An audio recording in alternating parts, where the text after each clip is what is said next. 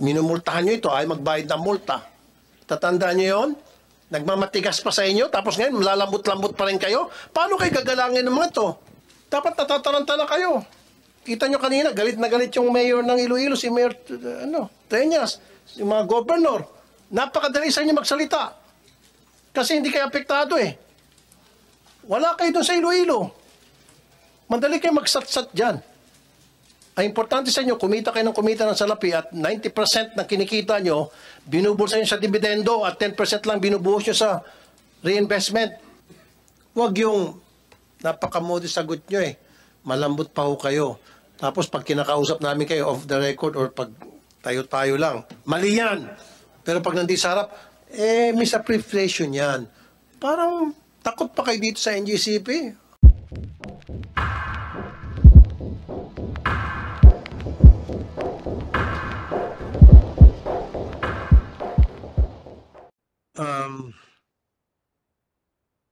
Pending the referral to the committee, will conduct a motu proprio investigation on the widespread power outage in Panay Island, which occurred on January 2, 2024, to identify the cause of the power failure and urge the Department of Energy and the National Grid Corporation of the Philippines a comprehensive plan of action and a more sustainable solution to the energy supply in the region.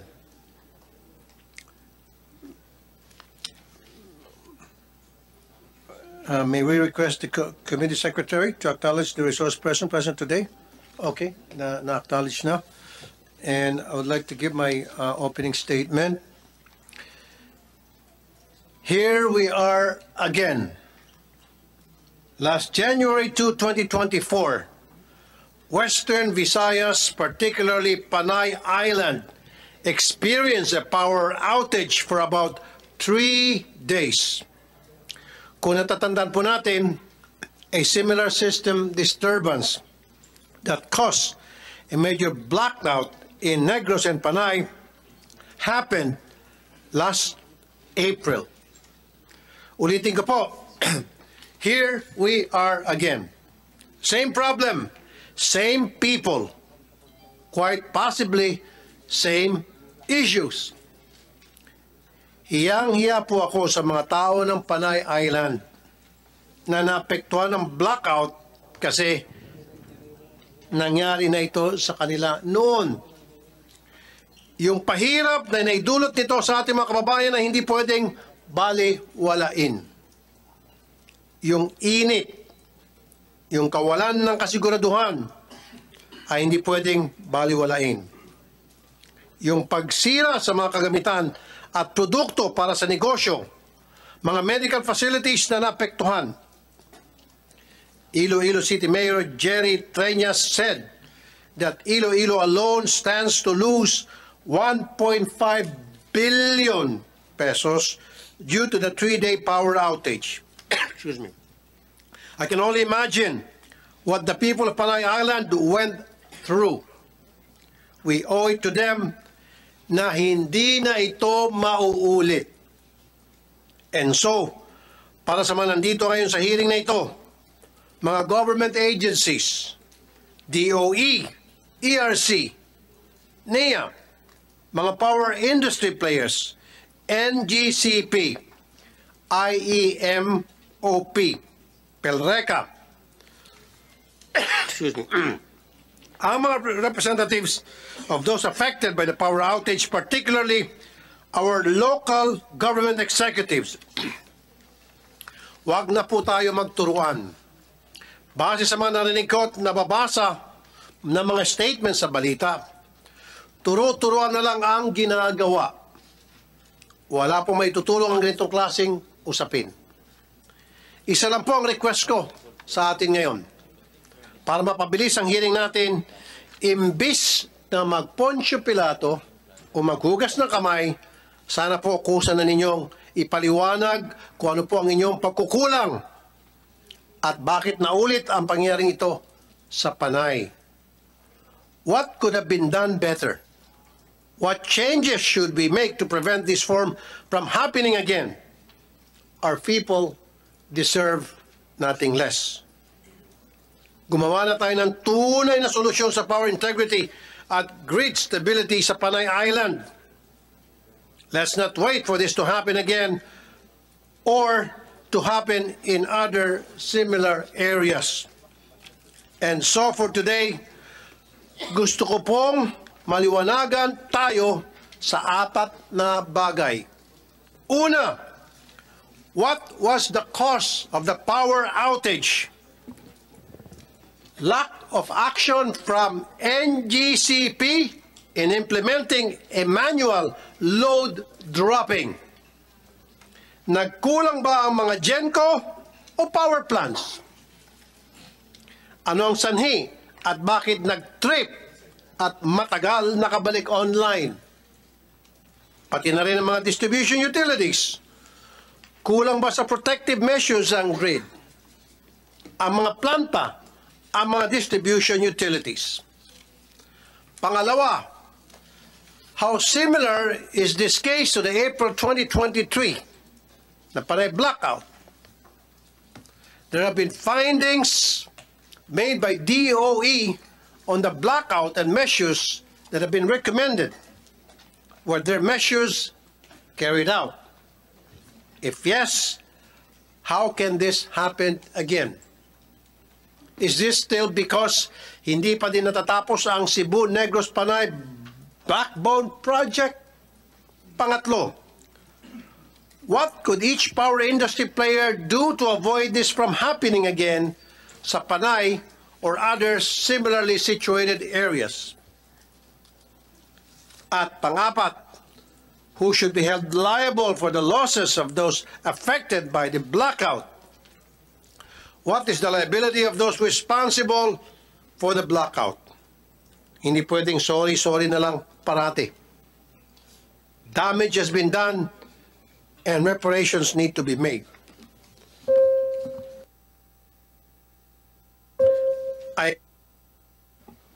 I expect full cooperation from everyone today. Mahiya na lang tayo sa mga tao na naghirap at sa mga taong bayad ng napakamahal na kuryente. They really deserve better. Thank you, Assistant Secretary Mario Marazigan. Next to make their presentation, meron ko pang isang 8. Okay. I would like to call the attention of the local government units sa Iloilo City. Si Honorable Mayor Jerry Treñas. Mayor Treñas, can you hear us?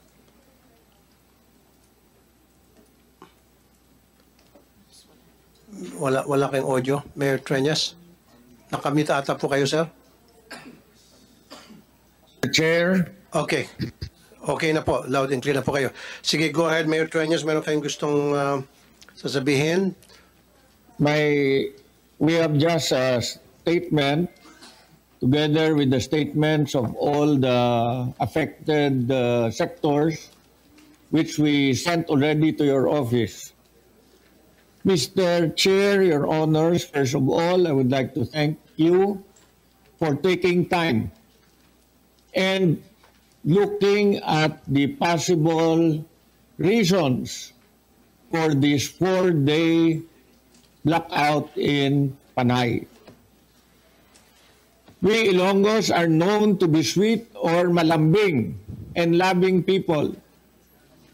But these characteristics were tested and challenged when the 4-day blackout hit us last January 2 to 5 of this year. Who can still afford to smile when for the first time you have to sleep in plazas or barangay gyms or the esplanade because of prolonged brownouts, turning houses into hot ovens? Who can still afford to smile if your loved ones with medical conditions, a comfortable environment, are suffering from inconvenience and discomfort due to rising temperature. The Iloilo City government had to address simultaneous concerns needing immediate attention, to include setting up of charging stations in different areas of the city to ensure connectivity. Classes and work were suspended for 4 days. City Hall services were interrupted, and local businesses were greatly affected. Our local economy has suffered an estimated 500 million losses a day, or 2 billion in 4 days, because the brownouts and blackouts started on a Tuesday and ended on Friday at 12:54. This is the second time that we suffered prolonged blackouts and brownouts. The last one happened in April of 2023. We do not deserve this. No one deserves this. And I ask anyone who is present here, are you willing to have a 4-day blackout brownout? Because I will give you a medal. As mayor of Iloilo City and chairman of the Infrastructure Development Committee of the Regional Development Council of Western Visayas, I am angry for the suffering of our beloved Ilonggos and the rest of Western Visayas, people affected by this region-wide power outage. I would like to thank President Bongbong Marcos, Secretary Rafael Popo Lutilla of the Department of Energy, Senate President Mig Subiri, your good office, Mr. Chairman, Senator Win Gatchalian, Senator Risa Ontiveros, Senator Grace Poe, Senator Francis Tolentino, Senator Joel Villanueva. We will not forget you. I promise you, your names will be written in stone, because you felt also for your Ilonggo brothers. I thank also House Speaker Martin Romualdez and Congressman Sandro Marcos, together with Jamjam Baronda, for initiating inquiries in aid of legislation relative to the Panay blackouts. My question to all of you, Mr. Chair, Your Honors. Iloilo City alone suffered a loss of an estimated 2 billion pesos. Who is going to pay for this? We are looking for accountabilities. We are not going to sit down this time and just listen to all these inquiries. The last time this happened in April of 2023, nothing happened. No one was held accountable. Unfortunately, some of our friends in the legislature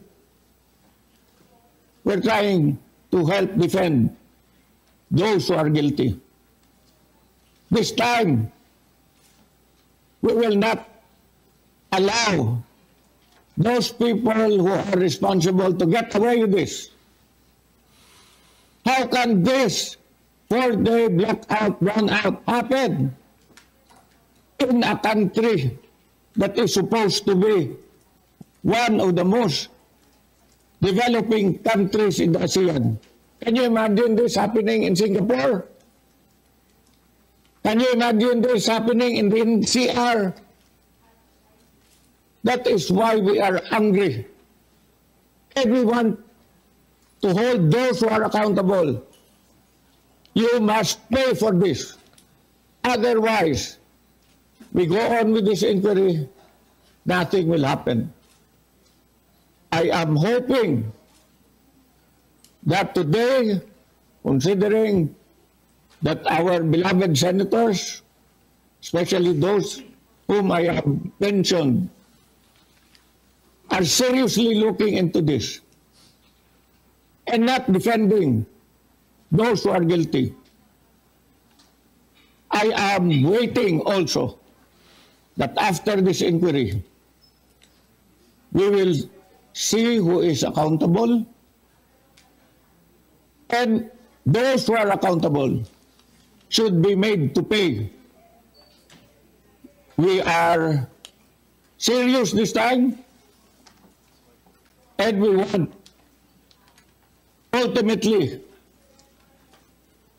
the Senate and the House of Representatives together to punish those who are accountable and to hold them accountable for these losses, especially in my beloved city. Who can pay for those who slept in the plazas, who slept in the barangay gyms? Do you want that to happen also to you? So I ask you this time, find someone who is guilty and hold them accountable and let them pay. Thank you, Your Honors. Yung area na yon ng Visayas. Yun nga pong sinasabi kanina ng NGCP, normal and stable, paulit-ulit na lang parang mantra na sinasabi nila, normal, stable, stable, normal. So, as far as the ERC is concerned and DOE, mali yung pinagsasabi ng taong yan. Bine-verify pa po namin kasi sir, yung pong binabanggit po nila na frequency and voltage, yun po yung items 3 and 4 dun sa 6 parameters of normal state. Okay. So, tingnan po natin kung baka po meron silang ibang naging basihan para masabing all 6 parameters of normal state are actually present in that situation. Di ho ba nung malaman nila na meron unscheduled maintenance ginagawa doon sa isang unit ng PDC, Unit 3, nung nag-trip yung Unit 1, dapat nataranta na sila, nagpanik na sila. Di ho ba? Eh hindi, para sa kanila, normal lang daw at stable. Ewan ko kung stable pa rin pag-iisip ninyo. Hindi nga. Totoo, seryoso ako. Kasi, dapat natataranta na kayo. Kita nyo kanina, galit na galit yung mayor ng Iloilo, si Mayor Treñas, yung mga governor. Napakadali sa inyo magsalita. Kasi hindi kayo apektado eh. Wala kayo doon sa Iloilo. Madali kayo magsatsat dyan. Ang importante sa inyo, kumita kayo ng kumita ng salapi at 90% ng kinikita nyo, binubulsa nyo sa dividendo at 10% lang binubuhos nyo sa reinvestment para sa mga pagbili ng mga kagamitan. Di ba, Mr. Agustin? Salamat, Chair. Lalo na sa isang napaka-technical nga talaga at in a way precise na science or industry. With the indulgence of yes, Mr. Senator Risa, Chair. mabilis lang to. No? Kasi kanina, parang banggit niya, no? Yung sa grid code na wala kayong ginawa kasi wala namang stable naman at normal yung nangyari na pag-trip. Tama? That's correct, Mr. Chair. Okay. Saang section yon? I am referring to section 6.2.3.4 of Okay. the Philippine Grid Code issued by the Energy Regulatory Okay, at Commission. ano yung sinabi sa section na yon? Pakibasa. Kasi meron din akong kopya eh. Dito. Pakibasa nga.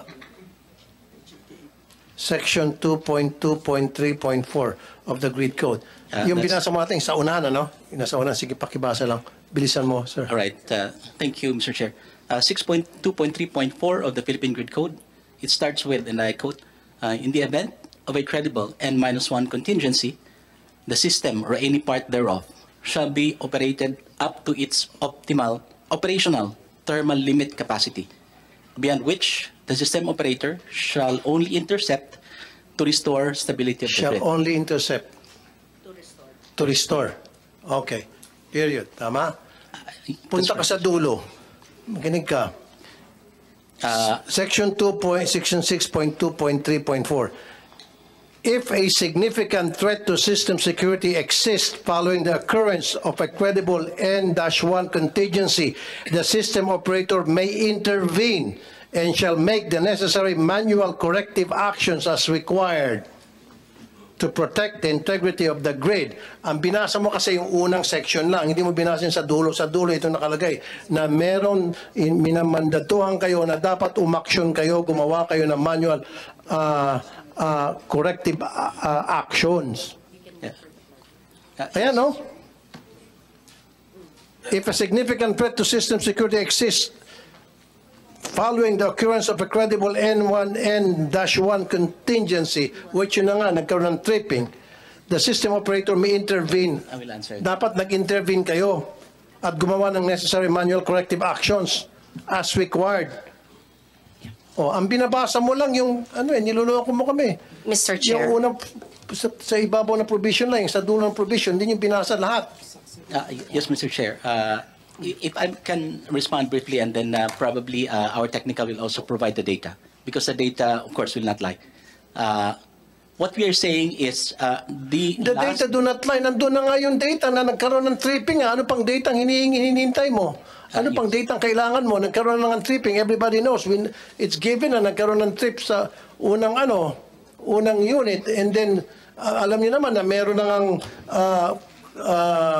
ginagawang schedule maintenance doon sa pangatlong unit, and then nag-trip yung pangalawa hanggang sa nagkaroon domino effect na wala pa rin kayong ginawa for those 2-hour period.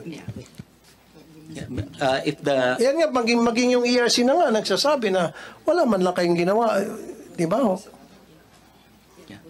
Mr. Chair, what we're trying to say is, of course, it is not disputed that PEDC-1 tripped. But oo nga, kasi dito sa provision na binabanggit mo, 6.2.3.4, yung gusto mo lang marinig namin. Ayaw mong basahin yung pag narinig namin, tatamaan kayo. Ito na nga yung sa last provision na sinasabi na you should have done something. Doon sa given that situation, yung nagkaroon ng tripping, dapat umaksyon na kayo. Yan o nakasulat dito. Ang binasa mo na nasa ibabaw. Mr. Chair, if I may, what we're trying to say is when PEDC-1 tripped, of course, as mentioned by Engineer Agustin earlier, we did made an inspection as to how the grid would respond. And when the grid responded positively and there was no beyond the limits of the frequency and the voltage, and then beyond the limits, you're hearing me but you're not listening. Meron na nga yung line, yung unit 3 na gumagawa ng scheduled maintenance, okay? As it is, lumpo na nga, di ba? Kasi yung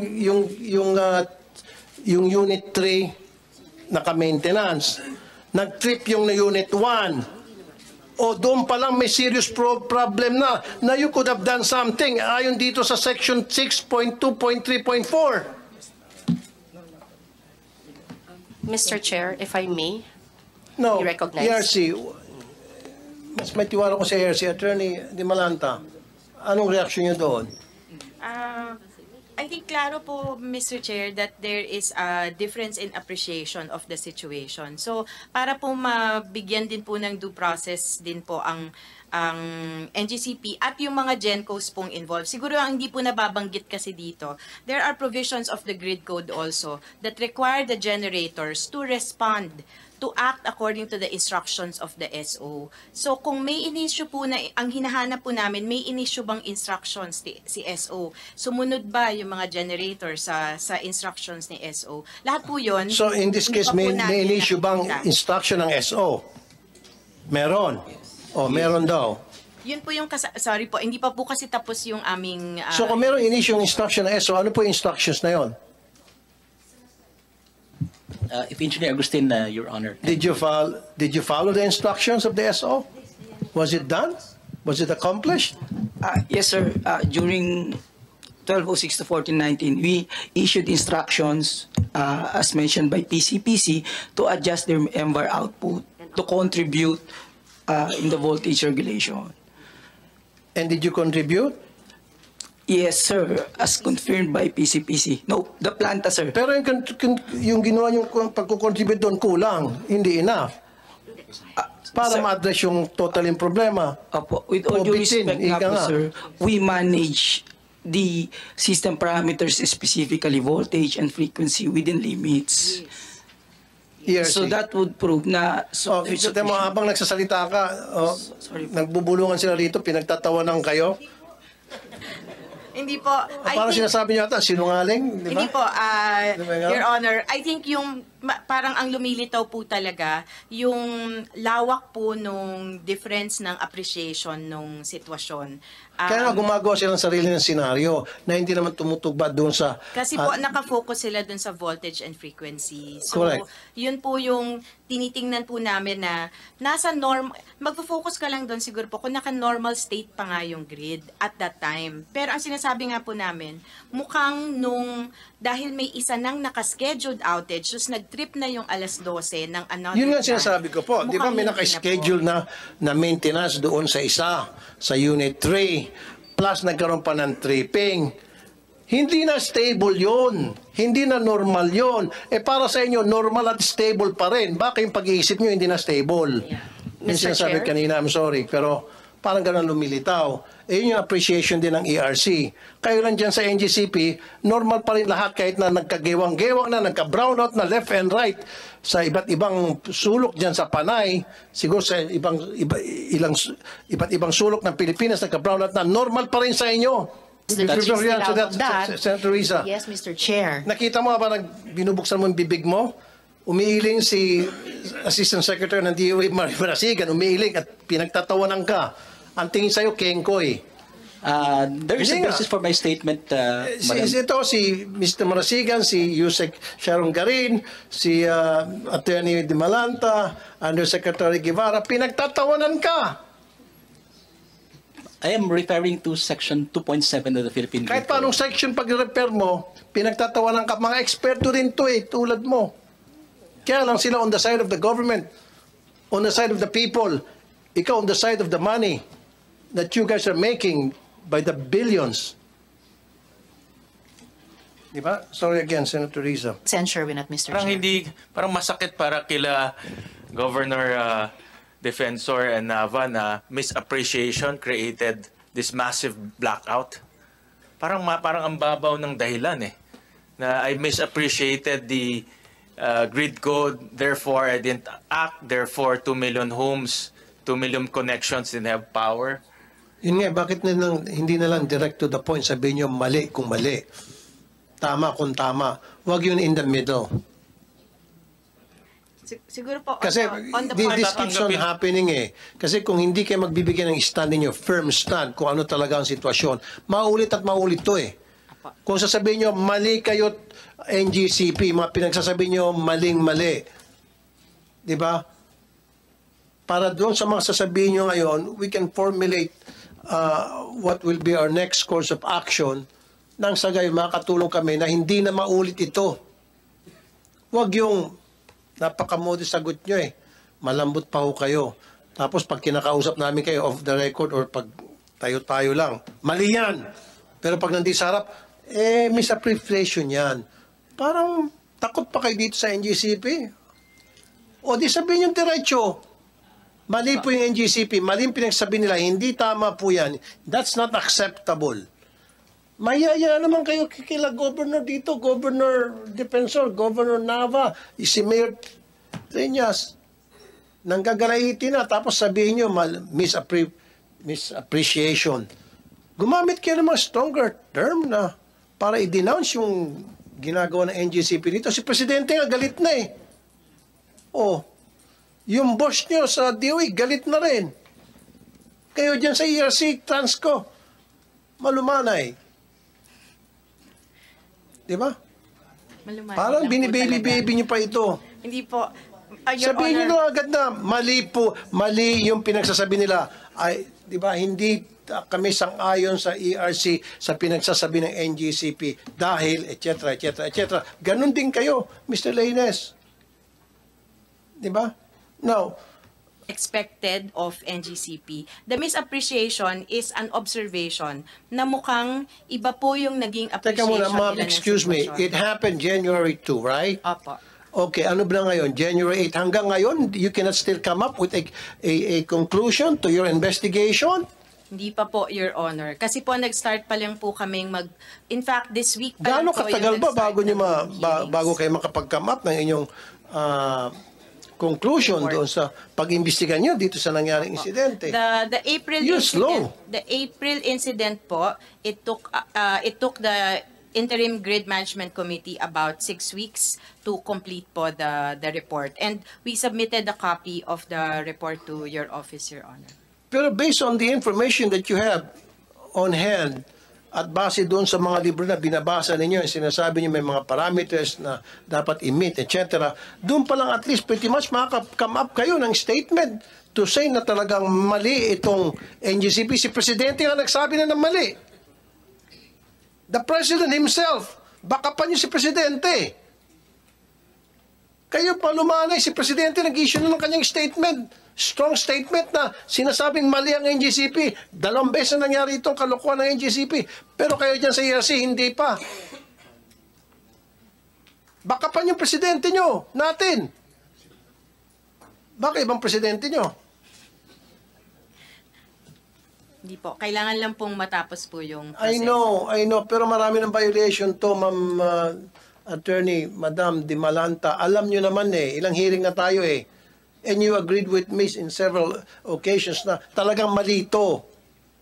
Di ba? Katulad doon, meron nga, di ba, minumultahan nyo ito, ay magbayad ng multa. Tatandaan nyo yun? Nagmamatigas pa sa inyo, tapos ngayon, lalambot-lambot pa rin kayo? Paano kayo gagalangin ng mga ito? Di ba, maging yun ikaw, Transco? Di ba? Karapatan nyo dapat pumasok para mag-inspect. Inspeksyonin yung loob ng pasilidad ng NGCP, hindi kayo pinapayagan, binabastos kayo, tapos ngayon lalambot-lambot ka sa kanila. Lalo kang hindi gagalangin. You have to speak the language they understand. Binabarasubas kayo, huwag kang maging marasubas, pero dapat maging firm ka. Sabayan mo. Excuse me, ma'am. Di ba? May karapatan kayo na mag-inspect sa facility dahil kasama sa mandato niyan. Tingnan niyo kung tama ba yung nangyayari doon sa loob ng pasilidad ng NGCP. Property niyo yun, kung tutuusin, dati. Pero hindi kayo pinapayagan. Tapos ngayon, lalambot-lambot kayo. Tapos ikaw, ERC, minultahan niyo ito. Ayaw kayong bayaran ng, ayaw maniwala. At kinaladkad pa kayo sa korte. Di ba? Kayo naman. Mr. Chair, in terms of inspection naman po, nag-i-inspect naman po kami ng facilities ng NGCP. Pero there were several times na hindi kayo pinayagan papasukin. Di ba? Nasa hearing natin yon. Hindi kayo pinayagan, kaya di ba idadalhin pa sa korte yung... Yun pong mga hindi kami pinapayagan po ay yung pong sa mga bagong transmission projects nila. Kaya nga, di ba? Basta nareglo ka na ba? Ba't bigla ka nagbago? Hindi po. May areglo ka na ba rito? Ang sinasabi ko po ay... Teka muna, dati-rati matapang ka. Ngayon mukhang lumambot ka. Anong nangyari? Hindi po ako lumalambot. Ganun pa rin po yung posisyon ng Transco. Hindi nga, di ba dati hindi nga kayo pinapapasok? Galit ka nga noon, nag-usap kayo. Ewan ko, ikaw ba yung kausap ko na binabastos kayo, ayaw kayong payagan makapasok. Di ba? You were trying to do an inspection and pinalayas kayo ng NGCP. Tama? Tapos ngayon, challenge ka ng NGCP na magreklamo lang, magdemanda, dalhin sa korte. Kaya nga, di ba, kinakaso yan. Tapos ngayon, lumambot ka. Baka binigyan ka ng t-shirt ng NGCP. Binigyan ka ng basket of fruits, joke lang. Pero nakakadismaya. Kayong dalawa, sorry Dapat you should be firm. You should show these people na meron silang ginagawang hindi tama. And we have to do something. Yung mga si Arthur, Governor Defensor, Governor Nava, yung mga constituency na galit na. Si Mayor Treñas, sobrang panggagalaiti. Pagkatapos, inaasahan nila na kayo ay kakampi nila at sasabihin, diretsuhan na mali itong NGCP para itong NGCP mahiyaya naman gumawa na ng aksyon na hindi na maulit ito. Maging yung presidente, galit na nga, di ba? Huwag kayong lalambot-lambot dito sa NGCP. Kakainin kayo ng buhay nito. Okay? So, moving forward, one of the legislative proposals that I want to make to the committee is make it commensurate to the economic losses, Mr. President, Mr. Chairman, so that it's really, they will take it seriously. And itong mga misappreciation or this type of terminologies will not happen. No? The question again, Senator Sherwin, how many more provinces will lose by the billions dahil dito sa kapalpakan ng NGCP?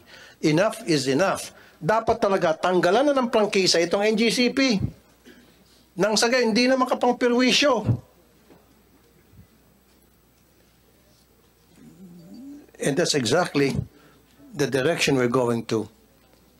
And I'm asking the support of my colleagues here sa Senate and even sa Congress. Tanggalan na, marami ng grounds for the termination of the franchise of NGCP. Ang dami na nilang kapalpakang ginawa. Huwag na natin payagang pampatuloy na pumalpak pa ito. Patuloy na mamerwisyo at by the billions and billions of pesos, who knows kung anong lugar ang susunod na mapiperwisyo. Sir, sabi mo 60 projects yung delayed. Sinabi mo pa 60. May project bang on time? Baliktarin na lang natin. Meron naman po kaming sa na-monitor namin. Meron naman po on time. Meron naman pala. Yeah. Ilan naman? Out of curiosity, mga kalahati. Nagkataon lang po, wala ako yung listahan ng ano kasi ang may listahan kasi ako, yung minomonitor namin ongoing. Na meron, pero meron naman nga ang pailan. Meron naman po. Thank you, Mr. Chair. I'd like to excuse myself, Mr. Chair, as I have another meeting to attend. Tama. Meron pang ilang-ilang. Pero do you agree with me, Attorney Mr. Marasigan, na dapat hindi nagkakaroon ng delay? Kasi we're talking about electricity, which is very, very important para sa buhay ng tao. Dapat zero delay. Hanggat maaari po, Mr. Chair, yes, dapat walang delay. Ano yung tolerable delay? Sige nga, di ba zero? Dapat, lalo pat 60? Yes, sir. Mr. Chair, the problem that we normally face is that the delays are presented in terms of the transmission development plan. It's not being presented to us as it is. So for example, nag-submit sila for approval of the DOE ng Transmission Development Plan 2020 indicating that Project A will be completed in 2025. Then suddenly, when they present to us the new TDP, let's say the next TDP, the TDP for 2021, then that same project magkakaroon ng panibagong extension. Hindi po extension, new date, new time of completion. Na hindi na na-meet yung completion date na pinamis na. Pero di ba bago sila magbigay ng commitment sa inyo tungkol sa date na makukomplete yung project, dapat gumagawa sila ng feasibility study na po-foresee nila kung ano yung mga magiging balakid doon sa mga proyekto nila na para ma-delay. Di ba? Nagagawa sana nilang paraan. So ibig sabihin, hindi nila alam ginagawa nila. Pabaya talaga sila.